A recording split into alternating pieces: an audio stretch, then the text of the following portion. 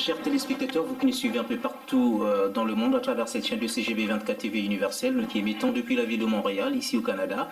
Et nous avons donc le plaisir de vous annoncer en fait notre nouvelle émission intitulée Œil sur la politique. Il s'agit d'une émission en fait qui concerne la diaspora non seulement congolaise mais la diaspora des diasporas d'autres continents. Il s'agit de discuter sur des questions politiques relevant de leurs états d'origine, de leur pays d'origine. Et donc pour notre première émission, nous avons donc le plaisir de recevoir sur ce plateau Monsieur Sostin Samba. C'est un originaire de la République du Congo, autrement appelée République du Congo, en fait Congo-Brazzaville.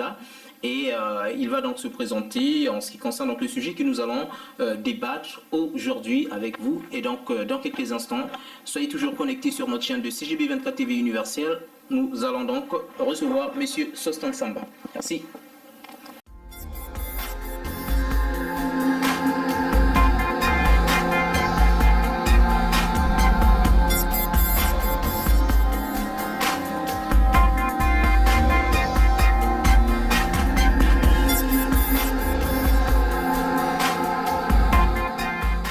Bonjour Monsieur Sostin Samba. Bonjour Monsieur le journaliste. Et donc c'est avec un grand plaisir que nous vous recevons ici sur le plateau de CGB 24 TV universelle. Et est-ce que pour les auditeurs qui vous suivent actuellement, vous pouvez vous présenter un tout petit peu? Je suis Sostin Samba, Monsieur le journaliste. Une fois de plus, bonjour. Bonjour. Il me semble qu'il y a des gens qui me connaissent déjà, qui m'ont déjà suivi dans d'autres chaînes aussi. Et je suis très présent dans les médias sociaux, Twitter, Facebook, YouTube, ainsi de suite. Je suis congolais d'origine, né à Brazzaville. J'ai grandi dans le quartier de Mungali, à Bakongo, à Wende, Talangaï respectivement. Mais dans les années 99-2000, j'ai immigré en France où j'ai passé quasiment une dizaine d'années. Et après mes études, je suis rentré au Congo pour travailler, mais cela n'avait pas trouvé satisfaction. Je suis revenu ici à Montréal, au Canada, où je réside depuis plus de 4 ans maintenant. D'accord. Et est-ce que vous êtes membre d'un parti politique au Congo-Brazzaville ou non? Oui, en 2009, quand je suis rentré au Congo-Brazzaville, j'avais déposé un CV au niveau de la délégation générale chargée de la réparation des séquelles de guerre.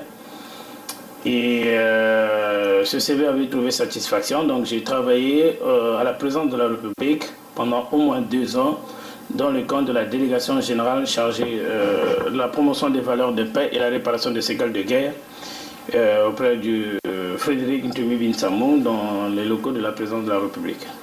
D'accord, ça prouve que vous avez en fait dans le domaine de la politique. Mais tout à l'heure, j'avais une question que je vous ai posée concernant le parti politique. Est-ce que vous avez un parti politique donné au niveau du Congo? Est-ce que vous êtes un membre de l'opposition ou de la mouvance présidentielle?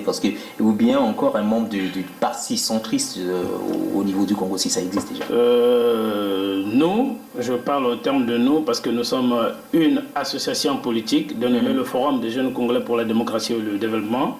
Mais aussi, je suis président d'une autre association qui est basée à Brazzaville, le COJER, le Collège des jeunes républicains, et aussi membre à part entière du Conseil national des républicains, le CNR. Et j'ai une autre association aussi qui est basée ici à Montréal, la JRP, la Jeunesse républicaine pour la paix. D'accord. Et qu'est-ce que vous, en fait, au niveau de la jeunesse républicaine pour la paix ici au Canada, de quoi parlez-vous exactement? Quelles sont les ambitions de cette association? Si l'on ne peut pas le qualifier de parti politique, mais de l'association en tant que telle, quelles sont vos ambitions? Okay. C'est une association politique dénommée le Forum des jeunes Congolais. Une autre association, comme je viens de le nommer, la Jeunesse républicaine pour la paix. Ce sont des associations politiques. Le but, c'est de sensibiliser la jeunesse congolaise sur les questions de politique, sur les questions qui riment notre politique actuellement. Parce que la jeunesse est une entité importante dans le développement d'un pays, mais toutefois, ce rôle demeure dépendant de l'encadrement que reçoit cette jeunesse et en vue de cette participation et de son implication effective dans le processus de développement. Voilà pourquoi nous avions pensé qu'il est temps que la jeunesse soit sensibilisée sur les questions qui riment la politique actuelle de notre pays, le Congo-Brazzaville. C'est bien, mais je pense qu'au niveau de votre association, la plupart des membres, ce sont des Congolais du Congo-Brazzaville, ou bien est-ce qu'il y a aussi des Congolais de la République démocratique du Congo? Exactement. Au niveau du Congo-Brazzaville, nous avions d'autres membres qui ne sont pas des Congolais, mais qui sont sympathisants de cette association et qui donnent aussi leur avis sur la politique du Congo-Brazzaville parce qu'ils résident au Congo-Brazzaville. Mais aussi, avec eux, nous essayons de voir de temps en temps les mots qui riment aussi leur pays et on essaie de donner notre avis sur la politique de leur pays respectifs, notamment la RDC, notamment le Mali et la Côte d'Ivoire tout récemment. D'accord. Et bon, parlons un peu de votre pays d'origine, puisque vous êtes du Congo-Brazzaville. Au moment où nous sommes en train de parler actuellement, puisque chez nous au Canada, actuellement, il est 18h, 18h20, quelque chose comme ça. Mais les élections se sont déjà déroulées au pays. C'est ce qu'on appelle par des élections locales au Congo-Brazzaville. Mais pour les auditeurs de l'Afrique, nos auditeurs qui nous suivent un peu partout dans le monde, non seulement de l'Afrique, mais un peu partout dans le monde, de quoi s'agit-il exactement dans ces élections locales? Les élections qui se sont déroulées aujourd'hui au Congo-Brazzaville. Ok. Écoutez, monsieur le journaliste, le Congo vient de passer aujourd'hui, le 28 de ce mois, aux élections locales. Ouais. Les élections locales, ce sont des élections d'où on élit les conseillers municipaux de chaque arrondissement, de chaque ville, de chaque village. Mais hier, j'ai participé à une autre émission télévisée aussi, où j'ai évoqué les problèmes de ces élections. J'ai reçu des mails, j'ai reçu des nouvelles, j'ai suivi dans les médias, comme beaucoup d'autres Congolais aussi, au sujet de ces élections. Ces élections ont eu une forte taux d'abstention.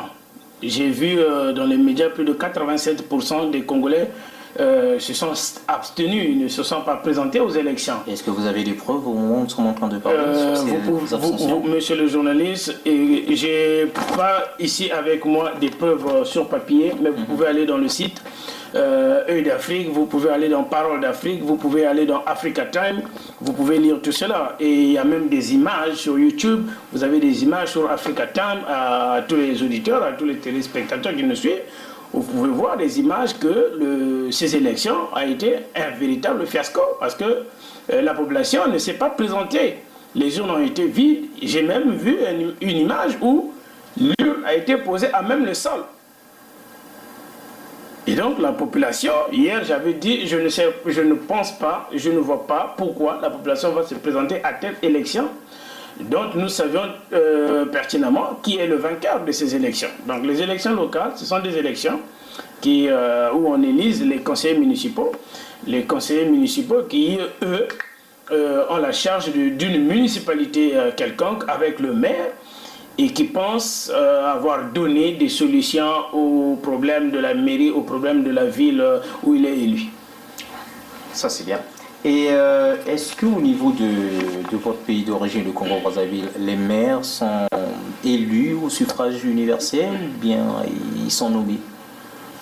Écoutez, monsieur le journaliste, au sortir de la conférence nationale de 90 à 92, la Constitution stipulait que les maires devraient être élus. Et nous avions suivi les élections du défunt du feu Bernard Kolela. Mais actuellement, avec la nouvelle constitution qui date de 2002, de janvier 2002, les maires sont nommés par le président de la République, nommés par le ministre de tutelle. Donc les maires au Congo ne sont pas votés par la population, ils sont nommés. Est-ce que vous pouvez nous dire un peu pour les auditeurs qui nous suivent un peu partout dans le monde, pourquoi cette différence? Parce que dans d'autres pays, les maires des villes sont élus et au niveau de votre pays d'origine, ils sont nommés. Est-ce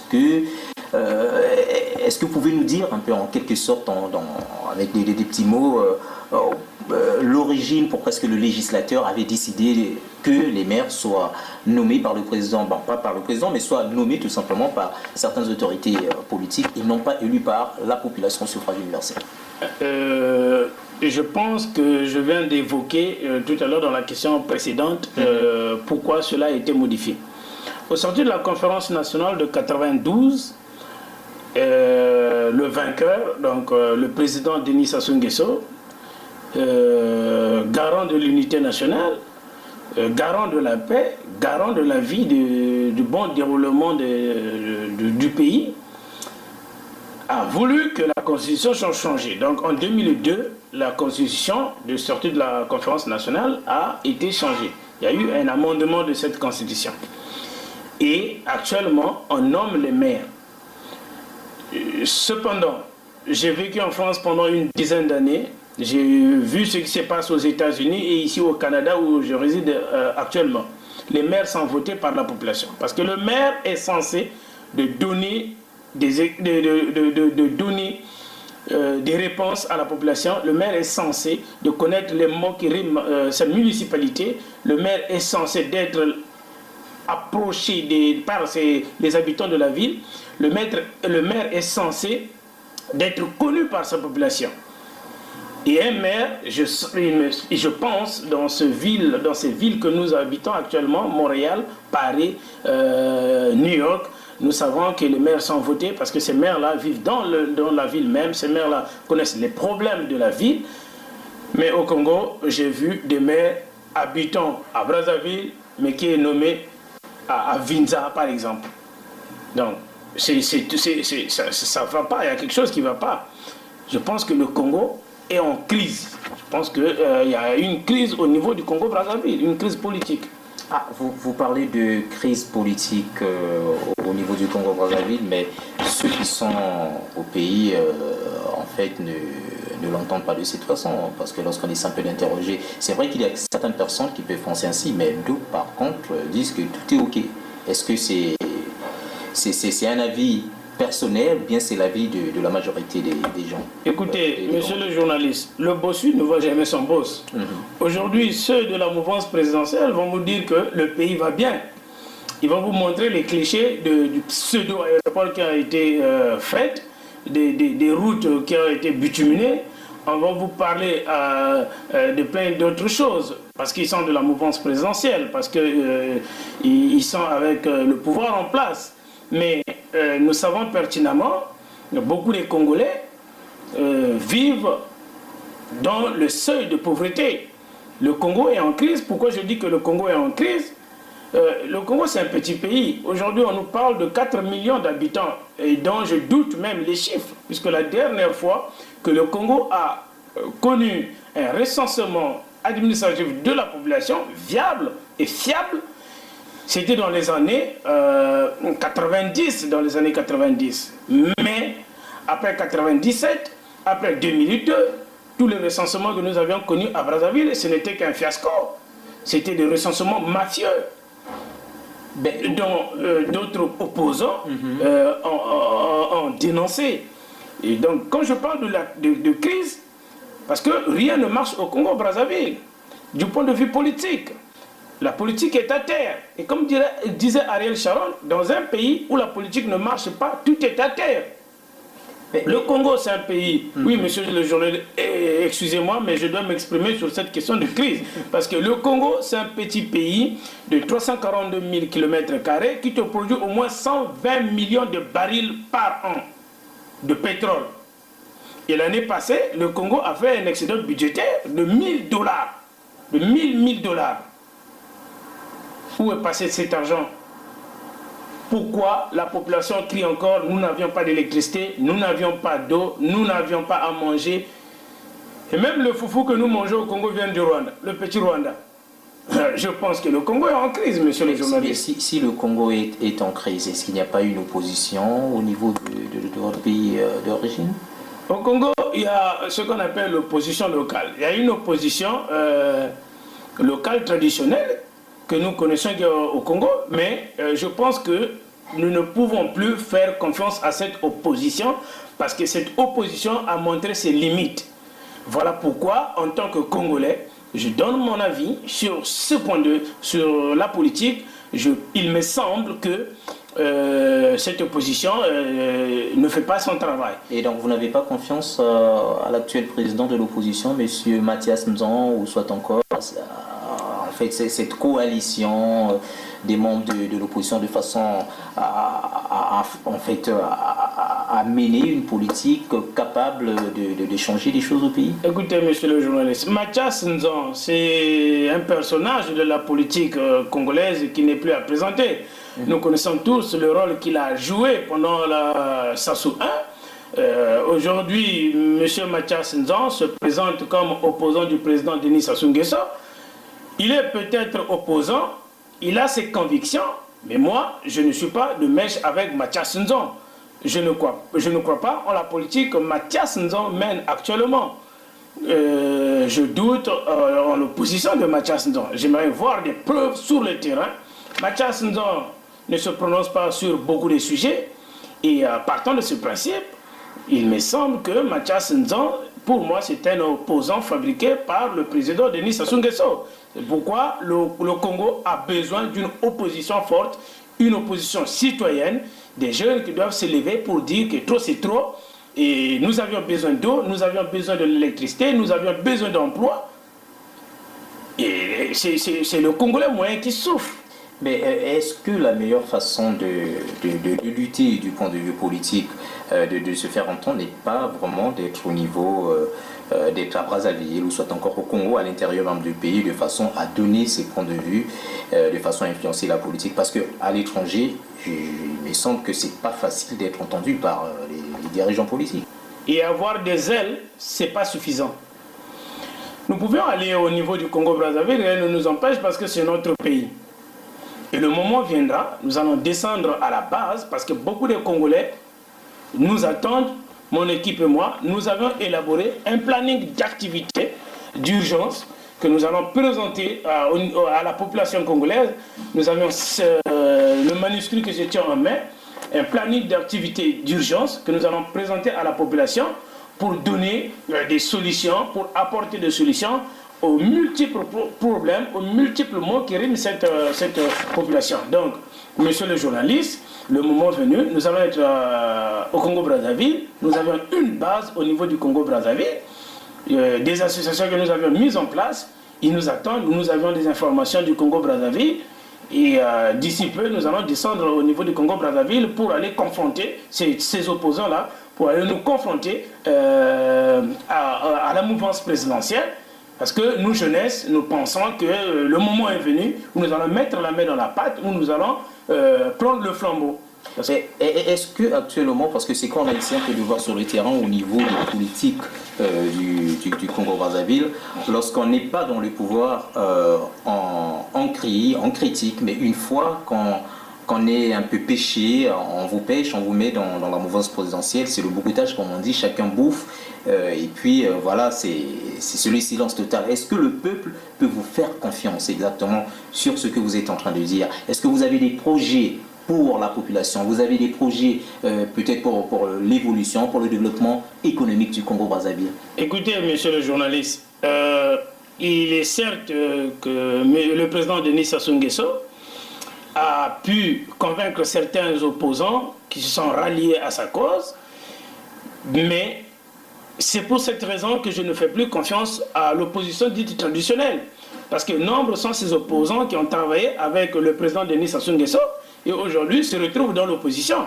Donc, moi, je pense, nous, jeunesse, nous pensons, nous, notre association, avec mes partenaires canadiens, mes partenaires français, nous pensons qu'il est temps qu'il y ait une autre forme d'opposition, l'opposition citoyenne, que d'autres opposants, que d'autres Congolais se lèvent pour pouvoir donner des solutions aux maux qui riment cette société. J'ai ici montré tout à l'heure le planning d'activité d'urgence que nous avions élaboré, que nous avons présenté à la population sur plusieurs sujets. Comment je ne peux pas comprendre, par exemple, en plein 21e siècle, que le Congolais crie encore que nous manquons d'eau, qu'il n'y a pas d'électricité dans notre quartier, qu'ils ne peuvent même pas charger les batteries de leur téléphone. C'est quand même hallucinant. Mais le barrage d'Imboulou qui a été construit. Mais le barrage d'Imboulou, ne répond pas aux besoins de la population congolaise. Même ce barrage, ça a été un fiasco, puisque il me semble-t-il qu'il y a juste une turbine qui fonctionne et l'autre est en panne. Alors, monsieur le journaliste, nous avions des projets, nous avions des idées, nous avions des solutions, et le moment venu, nous devions les présenter aux Congolais, et les Congolais devions nous faire confiance, et nos partenaires français, nos partenaires américains, nous les rassurons d'ailleurs que les intérêts seront protégés. Donc nous allons prendre nos plannings d'activité et les mettre en place le moment venu. Lorsque vous dites, il y a comme un message caché dans ce que vous êtes en train de dire. Bon, c'est vrai qu'il faut s'adresser, il faut garantir dire déjà aux investisseurs français, américains et autres que leurs investissements seront garantis. Mais est-ce que c'est pas aussi une manière de, bon, je dirais pas de vendre le pays, mais est-ce que le peuple, le citoyen, le simple citoyen lambda voit les choses de cette façon? Est-ce que vous n'allez pas servir les intérêts des étrangers au lieu de servir les intérêts de la population? Monsieur le journaliste, écoutez, d'abord le Congolais. Oh oui. Le Congo aux Congolais, le Canada aux Canadiens, la France aux Français. Ce qui appartient aux Congolais est pour les Congolais. Mais à l'heure où nous parlons de la mondialisation, à l'heure où nous parlons du développement de la démocratie, il faut bien avoir des partenaires. Il faut bien avoir des partenaires. Et voilà pourquoi j'ai parlé tout à l'heure de nos partenaires français, de nos partenaires américains et canadiens. Mais ce qui est aux Congolais est pour les Congolais. D'accord. Merci beaucoup. Et parlons un peu de votre planning d'activité d'urgence pour le titre de l'année 2014. Qu'est-ce qu'il en est exactement?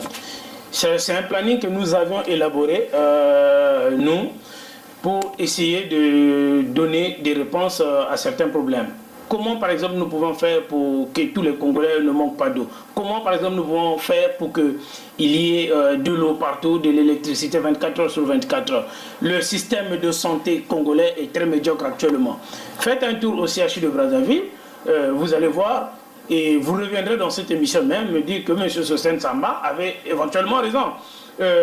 Le CHU de Brazzaville manque des ascenseurs, par exemple. Le système scolaire qui est au Congo-Brazzaville date des années 60. Et jusqu'à aujourd'hui, ça n'a jamais été changé. Nous avons, sur ce point par exemple, nous pensons que les enfants, nos enfants, les cadres de demain, la jeunesse pouvait rester à l'école de 8 heures. On commence les cours à 8 heures jusqu'à 16 heures. Et dans ce planning, nous avions par exemple pensé qu'on devrait, dès le primaire, apprendre à nos enfants les langues étrangères, par exemple. Ça, c'est dans nos activités, dans nos plannings. Donc, de 8h à 16h, l'enfant est à l'école. Les parents vont, comme ça se passe ici au Canada, comme ça se passe en France, à 16h, les parents vont aller récupérer leurs enfants à 16h, mais l'enfant est resté toute cette journée à l'école. Ce qui empêchera d'avoir des enfants abandonnés dans la rue, ce qui nous des expériences comme ça. Nous avions pas mal d'activités, des plannings que nous allons montrer. Ça, c'était, par exemple, parmi d'autres. Et pour la création d'emplois, création d'entreprises, est-ce que vous avez des projets dans ce sens pour la population congolaise? Parce que ce qui est important pour le simple Congolais, le simple citoyen, c'est d'avoir un emploi. C'est d'avoir un salaire chaque fin du mois, de quoi essayer un peu d'aider la famille. Mais à partir du moment où ils sont déjà fatigués avec les politiques qui viennent un peu vendre des promesses de tous les jours qu'on entend depuis l'indépendance du pays jusqu'à aujourd'hui, mais tel que vous l'avez soulevé aujourd'hui, le Congo est malade. Bon, ça sont vos propos et aussi certaines personnes qui sont au pays. Qu'est-ce que vous pouvez faire exactement pour ce qui est de l'industrialisation du Exactement, monsieur le journaliste, écoutez, j'avais, au début de l'émission, j'avais dit que le Congo est en crise. Et je vais poursuivre cette pensée parce que le Congo est en crise, crise politique, crise économique, crise sociale. Le gouvernement actuel existe depuis plus de 30 ans. Le président Sassou Nguesso est aux commandes du pays depuis plus de 30 ans.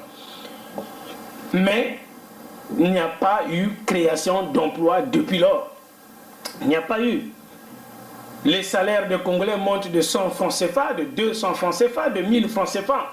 Le Congolais moyen n'arrive pas à tenir les deux bouts du mois. Un Congolais qui te gagne 150 000 francs par mois, alors que le loyer coûte 75 000, quasiment la moitié de son salaire, il est incapable de tenir les deux bouts. Nos partenaires et nous avions pensé qu'il faut créer des emplois, qu'il faut générer des emplois au niveau du Congo-Brazzaville. Et plusieurs partenaires nous ont annoncé à venir investir au Congo, mais il faut qu'il y ait la stabilité politique, mais qu'il y ait un changement dans les mentalités, qu'il y ait le changement du pouvoir. Et nos partenaires vont descendre pour la création des emplois. Et nos partenaires français, nos partenaires américains, nos partenaires canadiens vont descendre au Congo-Brazzaville pour la création des emplois, pour essayer de donner des emplois aux Congolais. Pour créer des emplois aux Congolais, il faut que nous le fassions. Et cela va de pair avec l'éducation, et cela est de ressort du gouvernement, de la politique, du président Denis Sassou Nguesso, de créer des emplois aussi pour les Congolais. Voilà pourquoi j'avais parlé, monsieur le journaliste, qu'il faut que le président Denis Sassou Nguesso, qui a fait un énorme travail que je salue, depuis 1997 jusqu'en 2014, doit maintenant passer le témoin à un autre Congolais qui lui sera mené à bout les projets que lui a commencé. Il faut qu'il passe le témoin. Et donc vous êtes en train de faire allusion à l'alternance politique, c'est bien ça? Monsieur le journaliste, écoutez, l'alternance politique est à la base de tout développement. L'alternance politique est à la base de tout progrès. Sans alternance, c'est le chaos qui s'installe. C'est pour cette raison que nous pensons que au Congo, il doit y avoir une alternance politique. Il doit y avoir une alternance politique parce que nous ne pouvons pas être spectateurs, nous ne devons pas regarder le Congo mourir à petit feu. Voilà pourquoi, monsieur le président Denis Sassou Nguesso, que le temps est venu pour lui de passer le témoin à un autre Congolais et afin de mener à bien ses projets. Mais à ce que je sache, la constitution, le changement de la constitution actuellement fait débat au niveau du Congo-Brazzaville. Est-ce que on peut aujourd'hui dire que c'était un faux débat ou bien un vrai débat? Est-ce que qu'attend exactement la population sur cette affaire de changement de Écoutez, monsieur le journaliste, moi je pense que ici même, j'ai un exemple de la Constitution qui date de celui de 92 et celui de 2002. Quand j'essaie de comparer, il y a des articles de la Constitution de la sortie de la conférence nationale qui ont été modifiés, qui ont été amendés. Le pouvoir, la partie gagnante, vous savez en 97 qui était la partie gagnante, donc le président Denis Sassou Nguesso, on pensait que la constitution de la sortie de la conférence nationale n'était pas bonne, ne répondait pas aux attentes des Congolais, qu'il fallait changer cette constitution. Nous voilà aujourd'hui avec la constitution du 20 janvier 2002. Cette constitution, elle est bonne. C'est une très bonne constitution. Je ne vois pas pourquoi cette constitution fait débat. Et pourtant, l'opposition l'a critiquée au moment où elle était entrée en vigueur. Je ne sais pas quelle est cette opposition. Hier, les mêmes personnes qui critiquent cette constitution étaient les premières personnes à dire que c'était une constitution taillée sur mesure. Mais aujourd'hui, on veut la changer. Monsieur le journaliste, je ne sais pas c'est quoi ces opposants-là qui avaient applaudi cette constitution. Mais cette constitution, nous, on pense que cette constitution, elle est bonne. Je la parcours nuit et jour.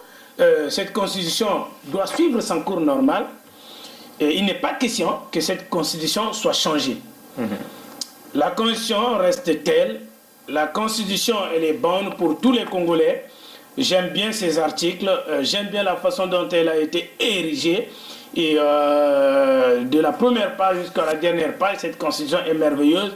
C'est un faux débat. La Constitution doit prendre son cours normal, l'histoire doit suivre son cours normal. Il n'est pas question que cette Constitution soit modifiée ou que cette Constitution soit changée. Je pense que ceux qui veulent le changement de la Constitution veulent se cacher, ils veulent s'éterniser au pouvoir. Mais sur le plan juridique, cette Constitution ne fait pas débat. Cette Constitution doit suivre son cours normal.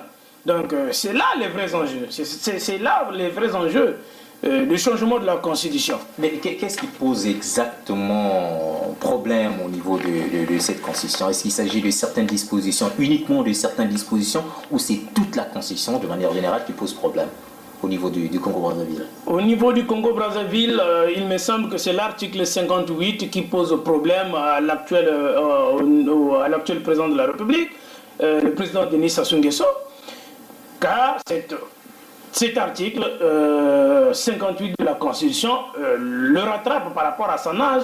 Le président de la République, le président Denis Sassou Nguesso, n'a plus le droit.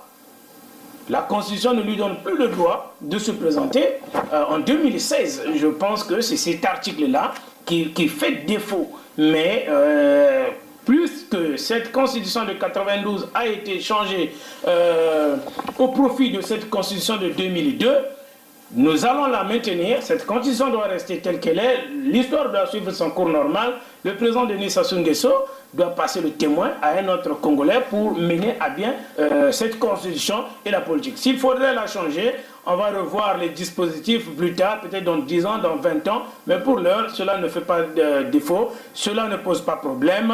Cette Constitution est bonne. On doit la garder telle qu'elle est. Merci beaucoup. C'était un plaisir de vous recevoir aujourd'hui sur ce plateau. Certainement que vous avez quelque chose à ajouter avant que nous puissions finir notre émission. Monsieur le journaliste, merci beaucoup de m'avoir reçu dans les locaux de vos chaînes. Et pas grand-chose à dire aux Congolais, aux chers compatriotes qui nous écoutent, sauf que la jeunesse doit aujourd'hui se lever. La jeunesse ne doit plus être spectateur. La jeunesse a un mot à dire sur tout ce qui se passe dans son pays. Alors, nous appelons la jeunesse à se lever, à être des citoyens dignes, de ne plus avoir peur, de s'exprimer, de parler, de dire haut et fort que nous ne voulons pas le changement de la Constitution. La jeunesse doit s'exprimer, la jeunesse doit mettre à nu les problèmes qu'ils subissent. Et la politique aujourd'hui qui est menée au Congo-Brazzaville, nous pensons que c'est une politique d'intimidation. C'est une politique qui ne favorise pas la population. C'est une politique aujourd'hui qui est contre le développement parce que le Congolais est incapable de s'exprimer. Voilà pourquoi nous pensons que le Congolais, la jeunesse, levez-vous, prenez votre courage, prenez votre avenir en main. Le futur vous appartient et n'ayez plus peur. Merci, monsieur le journaliste. Juste les salutations. Je voudrais saluer, en passant à Monicède, je voulais saluer mes bien-aimés frères Lufragona, bien-aimé frère Ndinga, le colonel Nkwa Lucien, le colonel Eugène Malanda, le docteur Ntondo, le révérend pasteur Ntoumi Binsamou Frédéric. Nous voudrions saluer Chris-Antoine Walembo, mon bien-aimé frère, Maurice Mombenga, Firmin Ayessa, tout ce monde-là, ce sont mes frères. Je les salue. Vive la République du Congo, vive la Constitution, vive le Congo et que vive la jeunesse. Merci, monsieur le journaliste. Merci. À la prochaine, il me semble. Merci beaucoup.